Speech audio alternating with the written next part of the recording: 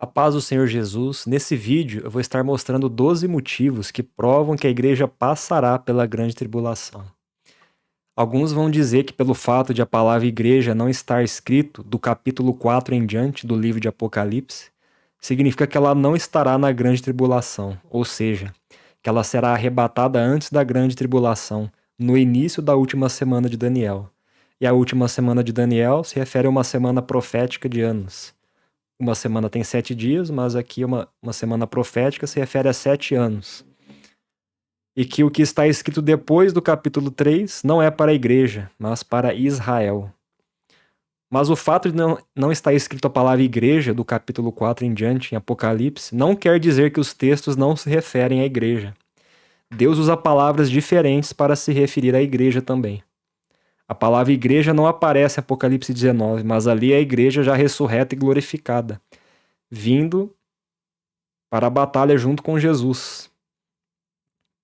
Não aparece em Apocalipse 20, mas ali é a igreja reinando junto com Jesus no reino milenar. São palavras diferentes, são usadas palavras diferentes como primícias, 144 mil, santos, mulher, noiva, eleitos, testemunhas de Jesus, 2 testemunhas, candeeiros, sacerdócio real, reis e sacerdotes, nação santa. Isso no livro de Apocalipse, como em toda a Bíblia também. São nomenclaturas diferentes para se referir ao mesmo grupo de pessoas, que são judeus e gentios que foram comprados pelo sangue do Cordeiro para fazerem parte do corpo de Cristo, que é a igreja. É igual quando a Bíblia fala do diabo. Ele é chamado de dragão, de serpente, de leão, Satanás, tentador. São figuras diferentes para o mesmo personagem. Então, começando pelo primeiro motivo, que a igreja passará pela grande tribulação. Eles são os eleitos e fiéis. E eleitos, só a igreja é. Apocalipse 17, 12 a 14 vai dizer: os 10 chifres que você viu são 10 reis que ainda não receberam reino, mas recebem autoridade como reis com a besta durante 1 hora. Estes têm um mesmo propósito e oferecem à besta o poder e a autoridade que possuem. Lutarão contra o Cordeiro e o Cordeiro os vencerá, pois é o Senhor dos senhores e o Rei dos reis. Serão vencedores também os chamados, eleitos e fiéis que estão com o Cordeiro. Aqui vai falar sobre a besta, os 10 chifres, que é o império final que vai se levantar contra Deus e contra os santos, contra a igreja. E aqui fala, eleitos e fiéis que estão com o Cordeiro. Quem são os eleitos? 1 de Pedro, capítulo 1, versos 1 e 2 vai dizer: Pedro, apóstolo de Jesus Cristo, aos eleitos. Versículo 2: eleitos segundo a presciência de Deus Pai, em santificação do Espírito para a obediência à aspersão do sangue de Jesus Cristo. Só é eleito aquele que é portador do Espírito Santo e que está sobre ele o sangue de Jesus. E no capítulo 2 vai dizer, no versículo 9: vocês, porém, são geração eleita, sacerdócio real, nação santa, povo de propriedade exclusiva de Deus, a fim de proclamar as virtudes daquele que o chamou das trevas para a sua maravilhosa luz. Segundo motivo, só a igreja tem a fé dos santos. Apocalipse 13, 10. Se alguém tiver de ir para o cativeiro irá. Se alguém tiver de ser morto pela espada morto será. Aqui está a perseverança e a fidelidade dos santos. Fidelidade, em outras traduções está fé, é a fidelidade dos santos. Nesse momento de perseguição, de cativeiro, é onde vai estar a perseverança e a fé dos santos. Judas 1,3 vai dizer sobre a fé dos santos: amados, quando eu me empenhava para escrever-lhes a respeito da salvação que temos em comum, senti que era necessário corresponder-me com vocês para exortá-los a lutar pela fé que uma vez por toda foi entregue aos santos. A fé que uma vez por toda foi entregue aos santos. A fé que pertence aos santos. Tito 1:1. Paulo, servo de Deus e apóstolo de Jesus Cristo, para promover a fé que é dos eleitos de Deus. e o pleno conhecimento da verdade segundo a piedade. A fé que é dos eleitos, dos santos, do Altíssimo. Colossenses 1, 1 a 4. Paulo, apóstolo de Cristo Jesus, pela vontade de Deus, e o irmão Timóteo, aos santos e fiéis irmãos em Cristo. Damos sempre graças a Deus, Pai de nosso Senhor Jesus Cristo, quando oramos por vocês, desde que ouvimos a fé que vocês têm em Cristo Jesus e do amor que vocês têm por todos os santos. Os santos são separados por Deus, são santificados pelo Espírito de Deus. É a fé que são dos que são santificados pelo Espírito. A fé dos eleitos de Deus. Segundo de Pedro 1 vai dizer: Simão Pedro, servo e apóstolo de Jesus Cristo, aos que conosco obtiveram fé igualmente preciosa na justiça do nosso Deus e Salvador Jesus Cristo. Justificação pela fé. Novo nascimento. Fé dos eleitos. Terceiro motivo. Só a igreja tem o dom da fé em Jesus. Está tudo conectado os textos aqui.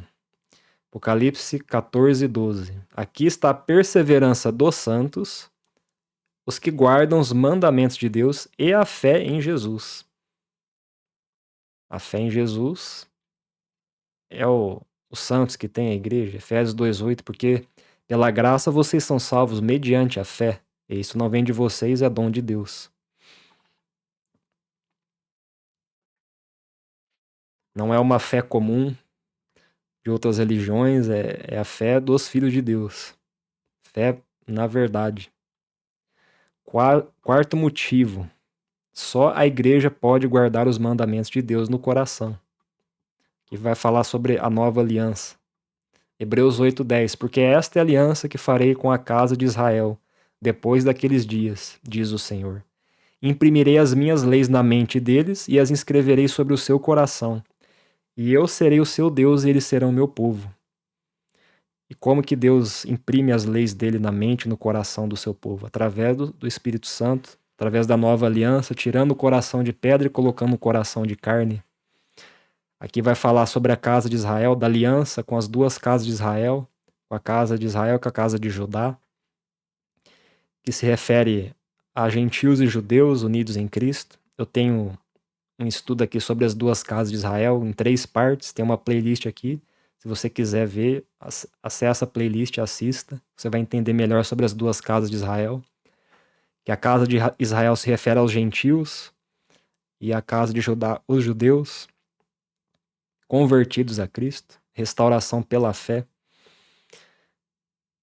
E Apocalipse 12:17 vai dizer: o dragão ficou irado com a mulher e foi travar guerra com o restante da descendência dela. Ou seja, os que guardam os mandamentos de Deus e têm o testemunho de Jesus. A mulher aqui, a figura da mulher Apocalipse 12, é a igreja de Cristo. Não está se referindo a judeus, pois o texto é bem claro, são os que têm o testemunho de Jesus. No Novo Testamento, guardar mandamento é guardar os mandamentos da nova aliança. E só pode guardar os mandamentos quem tem o Espírito Santo habitando nele. São os que fazem parte do corpo de Cristo. Alguns vão falar que é Israel ali, mas quem não tem o filho também não tem o pai. Não tem como guardar os mandamentos de Deus e não ter o filho de Deus. 1 João 2:23 diz: todo aquele que nega o filho, esse não tem o pai. E aquele que confessa o filho, tem igualmente o pai. Então se refere ao Novo Testamento, à nova aliança. E quinto motivo, só a igreja recebeu autoridade para ser testemunha de Jesus. Apocalipse 17:6. Então vi a mulher embriagada com o sangue dos santos, com o sangue das testemunhas de Jesus. E quando a vi, admirei-me com grande espanto. Quem são as testemunhas? Quem recebeu autoridade? Atos 1:8 vai dizer: mas vocês receberão poder ao descer sobre vocês o Espírito Santo e serão minhas testemunhas. Tanto em Jerusalém como em toda a Judéia e Samaria e até os confins da terra. Para ser testemunho de Jesus é preciso ter o Espírito Santo. Ser testemunho de Jesus é ter o espírito de profecia, não tem como desassociar uma coisa da outra. é fazer parte da nova aliança através do novo nascimento, justificação pela fé.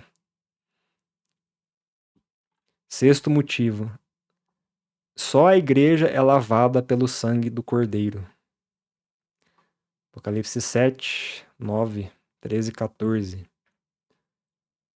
Depois destas coisas vi e eis grande multidão, que ninguém podia contar, de todas as nações, tribos, povos e línguas, em pé diante do trono e diante do Cordeiro, vestidos de vestes brancas, com ramos de palmeira nas mãos. Um dos anciãos tomou a palavra e me perguntou: quem são e de onde vieram estes que estão vestidos de branco? Respondi: o Senhor sabe. Então ele me disse: estes são os que vêm da grande tribulação, que lavaram suas vestes e as alvejaram no sangue do Cordeiro. 1 Coríntios 10, 16 vai dizer sobre o sangue de Cristo, a comunhão do corpo de Cristo. Não é fato que o cálice da bênção que abençoamos é a comunhão do sangue de Cristo? Não é fato que o pão que partimos é a comunhão do corpo de Cristo? Então, esses que alvejaram suas vestes no sangue do Cordeiro, que estão vestidos de branco, que vieram da grande tribulação depois dela, são os que se santificaram pela fé em Jesus e que foram lavados pelo sangue de Jesus, o corpo de Cristo. Todos os que têm comunhão com o sangue têm comunhão com o corpo de Cristo. Não tem como a igreja estar no céu, na última semana de Daniel, e ter um outro grupo aqui na terra que não é o corpo de Cristo. Aqui vai falar sobre as vestes brancas também, da grande multidão que veio da grande tribulação. Lá para a igreja de Sardes, Jesus vai dizer: ao vencedor será vestido de vestes brancas, não apagarei o seu nome do livro da vida. Porque tinha pessoas ali que estavam com as suas vestes sujas, mas os que perseverarem até o fim serão vestidos de vestes brancas. Ali é mensagem para a igreja. Sétimo motivo, só a igreja portadora do sangue de Jesus e do seu testemunho. Apocalipse 12, 11. Eles o venceram por causa do sangue do Cordeiro e por causa da palavra do testemunho que deram. E mesmo diante da morte não amaram a própria vida. Apocalipse 1, 4 a 6 vai responder isso. João às 7 igrejas, que representa toda a igreja de Cristo até hoje, não só naquela época, que estão na província da Ásia. Que a graça e a paz estejam com vocês, da parte daquele que é, que era e que há de vir, da parte dos 7 Espíritos que estão diante do seu trono, e da parte de Jesus Cristo, a fiel testemunha, o primogênito dos mortos e o soberano dos reis da terra, àquele que nos ama e que pelo seu sangue nos libertou dos nossos pecados, e nos constituiu reino, sacerdotes para o seu Deus e Pai. Então, aqui vai falar sobre as igrejas, que o Senhor nos resgatou pelo seu sangue, nos libertou dos nossos pecados, para sermos reis e sacerdotes para Deus. Então a igreja é que foi comprada pelo sangue do Cordeiro para ser sacerdócio real, reis e sacerdotes, segundo a ordem de Melquisedeque, a qual Jesus é o sumo sacerdote. Apocalipse 5, 9 e 10. E cantava um novo cântico dizendo: digno és de pegar o livro e de quebrar os selos, porque foste morto e com teu sangue compraste para Deus os que procedem de toda a tribo, língua, povo e nação. E para o nosso Deus os constituíste reino e sacerdotes, e eles reinarão sobre a terra. Então aqui fala, quando Jesus vai abrir o livro de 7 selos, com o sangue dele ele comprou pessoas de todas as nações, tribos, povos, para serem reis e sacerdotes, para reinarem sobre a terra. E aqui fala sobre o futuro. Reinarão sobre a terra. Quando vier o reino de Deus de fato sobre a terra, quando Jesus voltar, Jesus ainda não está reinando aqui na terra, os santos ainda não estão reinando junto com ele, vai acontecer na vinda deles. É futuro. Apocalipse 20 vai falar também sobre isso. Do 4 ao 6 vai dizer assim: Vi também tronos, e nestes sentaram-se aqueles aos quais foi dada autoridade para julgar. Vi ainda as almas dos que foram decapitados por terem dado testemunho de Jesus e proclamado a palavra de Deus. Estes são os que não adoraram a besta nem a sua imagem, e não receberam a sua marca na testa e na mão, e viveram e reinaram com Cristo durante 1000 anos. Os restantes dos mortos não reviveram até que se completassem os 1000 anos. Esta é a primeira ressurreição. Bem-aventurado e santo é aquele que tem parte na primeira ressurreição. Sobre esses, a segunda morte não tem poder, pelo contrário, serão sacerdotes de Deus e de Cristo e reinarão com ele os 1000 anos. Então, esse texto vai falar sobre os que foram mártires na grande tribulação, vai falar sobre que não receberam a marca da besta, não adoraram a besta, e que viveram, ressuscitaram. Vai falar da primeira ressurreição, do reino milenar. E aqui, não são só os santos que morreram na grande tribulação que vão fazer parte da primeira ressurreição e reinar com Cristo os 1000 anos, mas sim todo o corpo de Cristo. O que acontece nesse texto é que ele dá enfoque maior nos santos que morreram na grande tribulação e o tipo de morte que eles tiveram. Alguns vão dizer que esse grupo que vai fazer parte da primeira ressurreição são só aqueles que foram mártires na grande tribulação. Vão falar que não é a igreja aqui. Mas aqui tá dando um enfoque maior nesse período de martírio durante a grande tribulação dos santos. A primeira ressurreição, aqui ó, o que acontece nesse texto é que ele dá enfoque maior nos santos que morreram na grande tribulação e o tipo de morte que eles tiveram, que foram decapitados pela besta, pelo reino que estava vigente ali, o anticristo governando. O tipo de morte que eles tiveram. E a primeira ressurreição acontece na volta de Jesus, no final da grande tribulação. Ali quando acaba a última semana de Daniel. É a ressurreição e glorificação da igreja ao toque da 7ª trombeta. Quando fala de primeira ressurreição, são os que são de Cristo que ressuscitam na primeira ressurreição. Lá em 1 Coríntios 15, do 20 ao 23, vai dizer sobre Cristo é as primícias dos que dormem e os que são de Cristo na sua vinda. E quando que é a vinda dele? Versículos 50 a 55 vai dizer, ao toque da última trombeta, que é a 7ª, vai acontecer a ressurreição, a glorificação dos santos. E só aí, então, tem o arrebatamento para herdar o reino de Deus. E aqui fala, serão sacerdotes de Deus e de Cristo e reinarão com eles 1000 anos. E quem que vai ser sacerdote? Aqueles que foram comprados pelo sangue. Apocalipse 5, 9 e 10 responde. Os que foram comprados com o sangue de Cristo, de toda tribo, povo, língua e nação, para serem reino e sacerdotes e reinarem sobre a terra. Não tem como desassociar esse texto desse aqui de Apocalipse 20. Oitavo motivo. Só a igreja foi comprada como suas primícias pelo novo nascimento. Tiago 1,18 vai falar sobre as primícias. Pois segundo o seu querer, ele nos gerou pela palavra da verdade, novo nascimento, igreja, para que fôssemos como que primícias das suas criaturas. Então a igreja também é chamada de primícias. Primícias, nação santa, reis e sacerdotes, geração eleita. E Apocalipse 14, 3, 4 diz: entoavam um novo cântico diante do trono, diante dos 4 seres viventes e dos anciãos. E ninguém podia aprender o cântico, senão os 144.000 que foram comprados da terra. Estes são os que não se macularam com mulheres porque são virgens. Eles seguem o Cordeiro para onde quer que ele vá. São os que foram comprados dentre todos os seres humanos, primícias, para Deus e para o Cordeiro. Uns vão dizer que os 144.000 se referem apenas a judeus virgens, que vão estar ali no período da grande tribulação, que se refere só a Israel, que não tem nada a ver com a igreja. Mas as primícias são o corpo de Cristo. O próprio texto de Tiago já responde isso. fala do novo nascimento, para sermos primícias para Deus.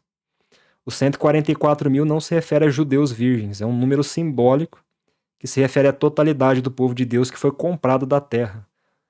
Todo o corpo de Cristo. Não tem como ter duas primícias também, não tem como a igreja ser primícias, tendo sido arrebatada e ficar ali no céu, e ter um outro grupo na terra ali, sendo chamado de primícias que não fazem parte da igreja.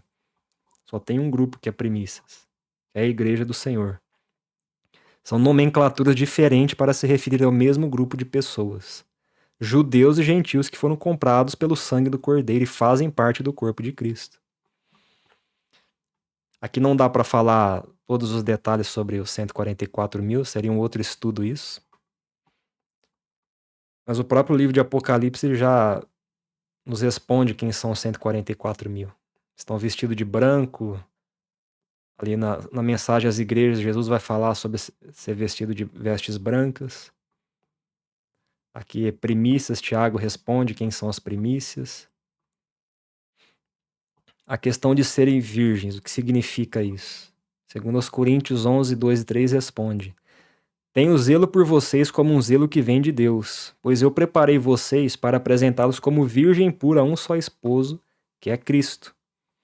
Temo que assim como a serpente com a sua astúcia enganou Eva, assim também a mente de vocês seja corrompida e se afaste da simplicidade e pureza devidas a Cristo. Aqui Paulo escrevendo para a igreja, preparando a igreja para ser pura, virgem pura a um só esposo. A Eva é uma figura da igreja de Cristo. Cristo é chamado de segundo Adão. Ali em Efésios 5 vai falar que grande é esse mistério, falando do casamento, mas ele fala, mas eu me refiro a Cristo, a igreja. O que é ser virgem pura, um só esposo que é Cristo? É simplicidade e purezas devidas a Cristo. Fala de santidade. Santificação pelo Espírito. Nono motivo. Só a igreja é chamada de candelabro, ou candeeiro, ou castiçal, dependendo da sua tradução.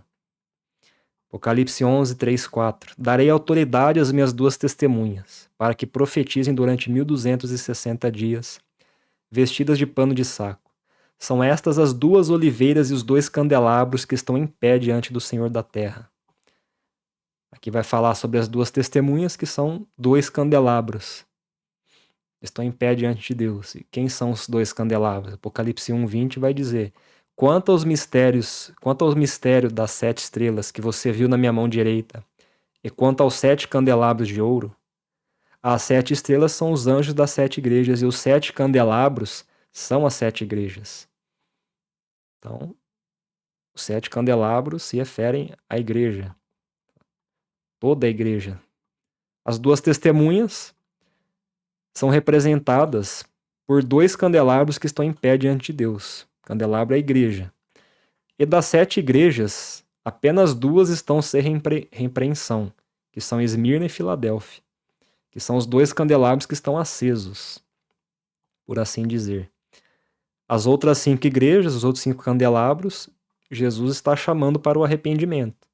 Tem elogios e tem críticas, chamando eles ao arrependimento. Então essas 2 igrejas, Esmirna e Filadélfia, esses 2 candeeiros, representam as 2 testemunhas, que despertam as 10 virgens. Aqui é uma conexão com a parábola das 10 virgens. Tem um grito ali à meia-noite, que vai despertar as 10 virgens, tanto as 5 prudentes como as 5 loucas, que despertam as 10 virgens. As outras 5 igrejas, os outros 5 candelabros, vão representar as 10 virgens que são despertadas, pois em cada uma dessas 5 igrejas tem virgens prudentes e virgens loucas.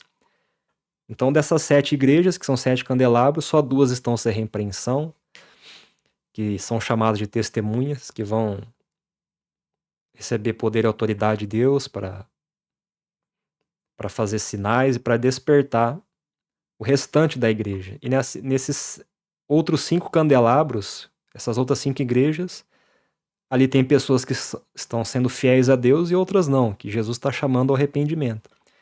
Então, é como se tivesse uma figura ali das 10 virgens nessas outras 5 igrejas, 5 candelabros. 5 são prudentes, 5 são loucas. 10º motivo, só a igreja tem o poder do Espírito de Cristo nela. Atos 1:8, mas vocês receberão poder ao descer sobre vós o Espírito Santo, e serão minhas testemunhas, tanto em Jerusalém como em toda a Judéia e Samaria até os confins da terra. Então, é pelo Espírito Santo que a gente recebe poder e esse poder para testemunhar. Lucas 10:19, eis que eu dei a vocês autoridade que para pisar em cobras e escorpiões e sobre todo o poder do inimigo, e nada absolutamente lhes causará dano. Então, poder e autoridade é Cristo que concede à igreja. E novamente, Apocalipse 11, falando das 2 testemunhas. Darei autoridade às minhas 2 testemunhas para que profetizem durante 1260 dias, vestidas de pano de saco. São essas as 2 oliveiras e os 2 candelabros que estão em pé diante do Senhor da terra. Então, uma parte da igreja vai receber autoridade para ser testemunha durante 1260 dias. Representa aqui a primeira metade da última semana de Daniel. São 7 anos. Os primeiros 3 anos e meio, ou 42 meses, é o período do ministério das 2 testemunhas. E para que Deus vai fazer isso? Se alguém pretende causar-lhes dano, da boca dessas testemunhas sai fogo e devora os inimigos. Sim, se alguém pretender causar-lhes dano, certamente deve morrer. Elas têm autoridade para fechar o céu, para que não chova durante os dias em que profetizarem. Tem autoridade também sobre as águas, para transformá-las em sangue, bem como para ferir a terra com todo tipo de flagelos, tantas vezes quantas quiserem.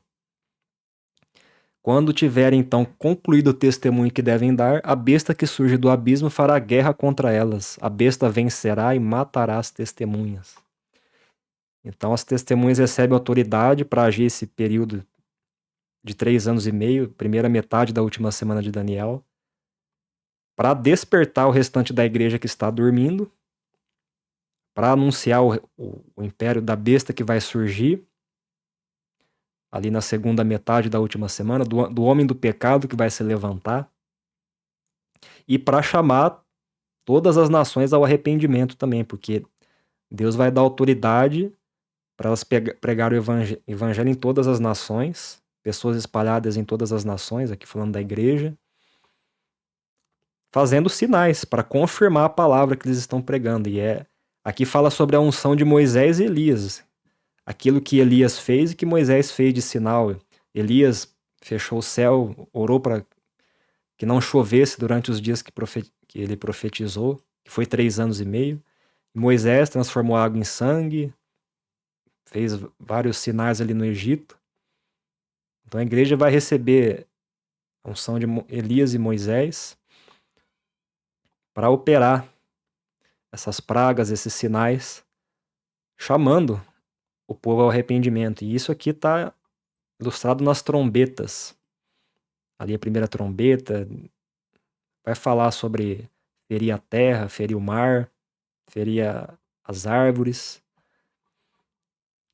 E depois que terminar esse período de testemunho, onde o evangelho do reino é pregado a todas as nações, avisando a todo mundo do que vai surgir ali, né, com o anticristo, para não colocarem a marca da besta. Aí quando tiverem concluído o testemunho, aí de fato surge o anticristo, a besta, esse reino recebe autoridade para agir e fazer guerra contra os santos, contra as testemunhas e matar as testemunhas. O texto de Tiago 5:17 vai falar sobre a questão dos 3 anos e meio. Elias era homem semelhante a nós, sujeito aos mesmos sentimentos, e orou com fervor para que não chovesse sobre a terra. E por 3 anos e 6 meses não choveu. Então, o capítulo 5 de Tiago é bem escatológico, falando da vinda do Senhor, o que vai acontecer nos últimos dias. Ele vai dar o exemplo de Elias. Tiago está escrevendo aqui para a igreja, corpo de Cristo. Vai dar o exemplo de Elias, que era homem semelhante a nós. E vai falar que ele orou para que não chovesse. Por 3 anos e 6 meses não choveu. Aqui está falando o período que as 2 testemunhas vai agir. fazendo uma conexão com a igreja que vai estar agindo nesse período. Então, para profetizar, tem que ter o Espírito de Cristo. Não tem como profetizar sem ter o Espírito de Cristo, sem fazer parte do corpo de Cristo. Tanto os da nova aliança como os da antiga aliança fazem parte do corpo de Cristo.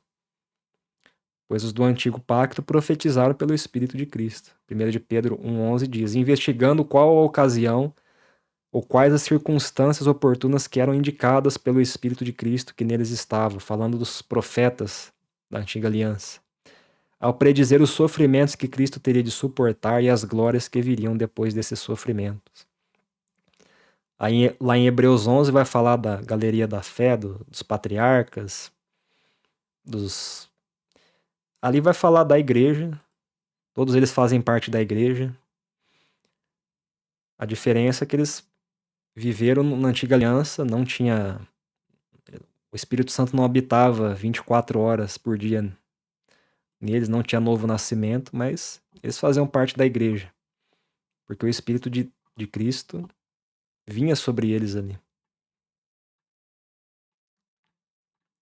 11º motivo. A besta vai fazer guerra contra os santos do Altíssimo. Isso é algo bem claro, que está em Apocalipse, em Daniel, e os santos do Altíssimo se refere à igreja. Efésios 1:1. Paulo, apóstolo de Cristo Jesus, pela vontade de Deus, aos santos que vivem em Éfeso e são fiéis em Cristo Jesus. Paulo escrevendo à igreja. Apocalipse 13, 5-7 e 10. Foi-lhe dada uma boca que proferia arrogâncias e blasfêmias, e foi-lhe dada autoridade para agir durante 42 meses. Aqui falando da besta, que emerge do mar. Então, depois que terminar o ministério das duas testemunhas, que é a primeira metade da última semana de Daniel, os primeiros 3 anos e meio, aí sim a besta recebe autoridade para agir, a segunda metade da última semana, os outros 3 anos e meio. E a besta abriu a boca em blasfêmias contra Deus para lhe difamar o nome e difamar o tabernáculo, a saber os que habitam no céu. Aqui agora, foi-lhe permitido também que lutasse contra os santos e os vencesse. Foi-lhe dada ainda autoridade sobre cada tribo, povo, língua e nação. Verso 10. Se alguém tiver de ir para o cativeiro irá. Se alguém tiver de ser morto pela espada morto será. Aqui está a perseverança e a fidelidade dos santos, a fé dos santos. Então o texto é bem claro falando que a besta vai fazer guerra contra os santos e vai vencê-los. A grande tribulação em si é a segunda metade da última semana de Daniel, é os últimos 3 anos e meio. A primeira metade é o ministério das duas testemunhas. A besta ainda não recebeu autoridade. Os 10 chifres já se levantaram, mas eles só dão autoridade para a besta ali na metade da última semana, que é onde se manifesta de fato o homem da iniquidade, o anticristo. O anticristo só surge ali na metade dos 7 anos. Daniel 7 vai falar sobre a besta e o chifre pequeno. Daniel 7, 20-25. E também a respeito dos 10 chifres que tinha na cabeça. E do outro que subiu adiante, e diante do qual caíram 3, isto é, daquele chifre que tinha olhos. E uma boca que falava grandes coisas, e cujo parecer era mais robusto do que os dos seus companheiros. Então aqui fala da última besta, da quarta besta, dos 10 chifres, que são os 10 reis, que vão surgir no tempo do fim, e que ali depois que se levantar os 10 reis, passou 3 anos e meio, vai surgir um chifre pequeno que vai subjugar 3 reis desses 10. E aí começa a grande tribulação. Esse chifre que era pequeno, tinha olhos e uma boca que falava grandes coisas, falava arrogâncias e blasfêmias. Ele começa pequeno, mas fica grande. Eu olhava, e eis que este chifre fazia guerra contra os santos e prevaleceu contra eles. É o mesmo que fala aqui em Apocalipse. Vai falar da besta. O chifre pequeno é o homem do pecado que comanda tudo e que faz guerra contra os santos. e prevalece contra eles. Prevalece até que veio o ancião de dias e fez justiça aos santos do Altíssimo. Falando da volta de Jesus aqui, no final da grande tribulação. E chegou o tempo em que os santos possuíram o reino. E proferirá palavras contra o Altíssimo, e destruirá os santos do Altíssimo, e cuidará em mudar os tempos e a lei. E eles serão entregues na sua mão por um tempo, e tempos e a metade de um tempo. Tempo, tempos e metade de um tempo são 3 anos e meio. Tempo é 1 ano, tempos é 2 anos, e metade de um tempo é metade de 1 ano, 6 meses. Então, 1260 dias, 42 meses, 3 anos e meio, 3 dias e meios. Tudo se refere ao mesmo período ali, da última semana de Daniel, da grande tribulação. São formas diferentes de falar da mesma coisa. Então o texto é bem claro. Vai fazer guerra contra os santos, vai destruir os santos do Altíssimo até que vem o ancião de dias e faz justiça aos santos. Até que a volta de Jesus, que é o dia do Senhor, que é o dia da ressurreição e glorificação da igreja e do arrebatamento, e o dia da ira contra os inimigos. Para finalizar, 12º motivo. Todo o livro de Apocalipse é para a igreja, não só os 3 primeiros capítulos. Apocalipse 22:16 diz: Eu, Jesus, enviei o meu anjo para dar testemunho destas coisas, tudo que está escrito no livro, a vocês nas igrejas. Eu sou a raiz e a geração de Davi, a brilhante estrela da manhã. Então, não é só os 3 primeiros capítulos, mas tudo que está escrito no livro. Testemunha todas as igrejas, toda a igreja do Senhor. Todo o livro de Apocalipse foi escrito para a igreja, e uma das finalidades desse livro é prepará-la para o período mais difícil e sombrio que a humanidade vai passar. Vai ser o momento que a igreja mais vai precisar brilhar sua luz no mundo. A grande tribulação vai ser a última grande prova para a igreja antes da volta de Jesus. Então esses são os 12 motivos. É claro que existem mais textos para falar, mas esses textos ficam bem claros aqui, mostrando que a igreja passa pela grande tribulação. Espero que você tenha gostado desse vídeo. Se você gostou, deixe o seu like, comente, se inscreva no canal, compartilhe e Deus te abençoe.